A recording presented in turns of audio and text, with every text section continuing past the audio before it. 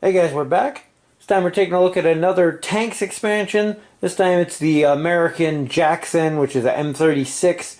It also has the parts to build the earlier variant, the M10, and we'll get ready and take a look. So there's a nice close-up of our Jackson. It's got the closed turret. I think it had a different gun on it. The instructions for the hull are pretty much the same for both. They give you both the M10 and the Jackson's turret. There's also a couple other variations that they don't show you on here because you can have either an enclosed or open turret like they show you there. And then, yeah, so you have your M10 and your Jackson. So I love this tank. It's pretty cheap points at 19. That 7 initiative is really nice, and that 6 damage is amazing for this type of tank. But it trade-off is you're a glass cannon, 0 armor, and only 3 hull points, so you can go down pretty quick. You get this interesting ability for tank destroyers here is that cautious. After shooting, if you have any damage points left, you can roll a die. On a 4, 5, or 6, you can make a single move and then add a speed token.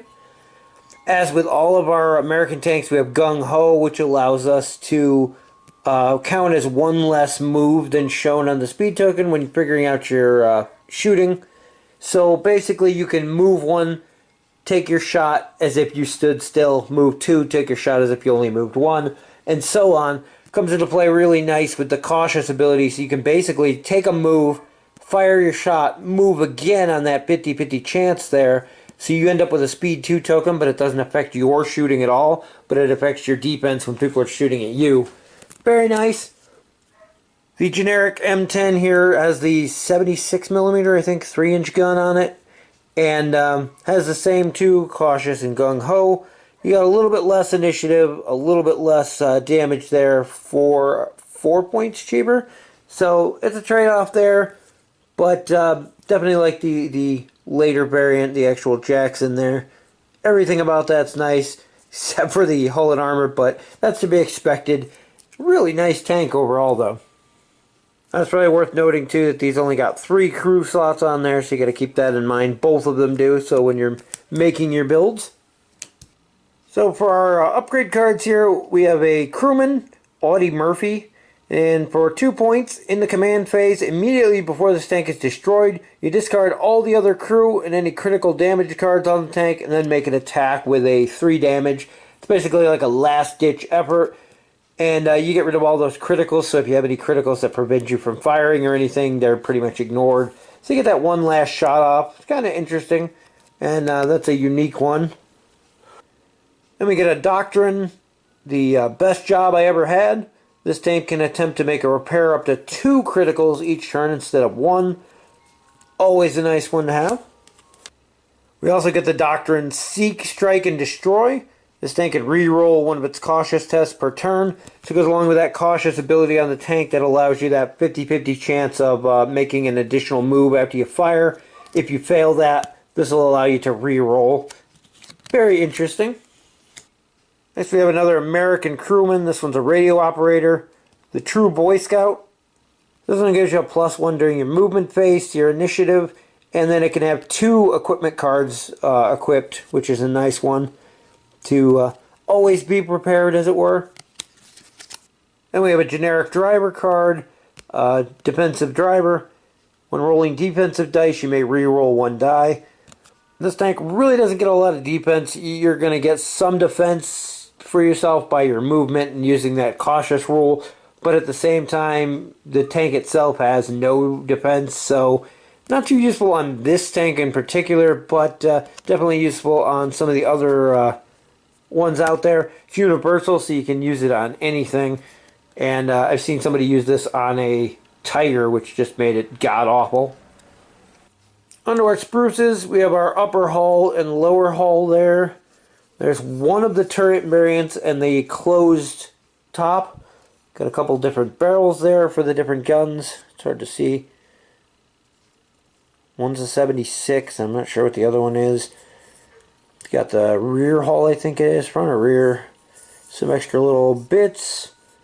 There's the rear end of the tank. We got our turret mounts. So a little cargo pod there. There's a couple 50 cals. And that actually might be the front of the tank.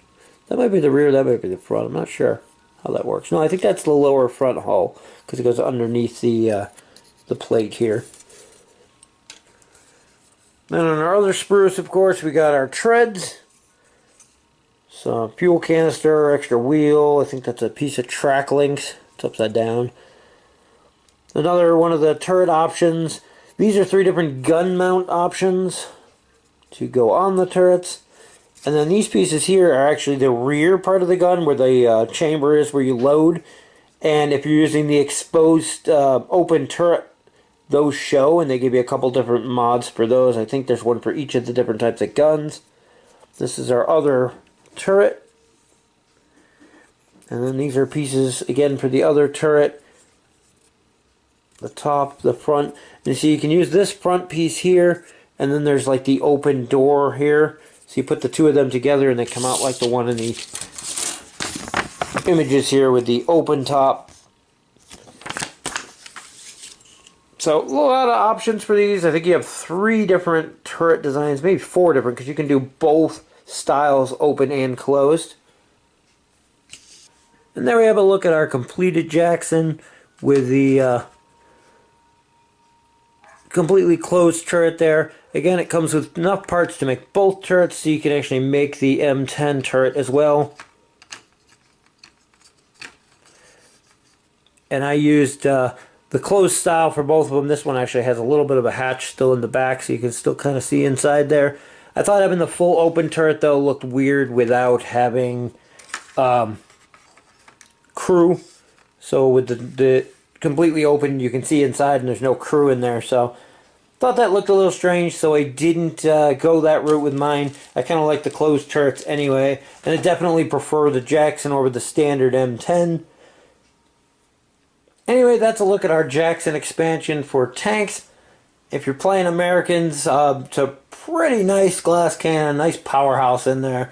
While the Sherman is definitely the workhorse of the American force, it's nice to have a heavy hitter in there that can tear some stuff up if it gets in front of it.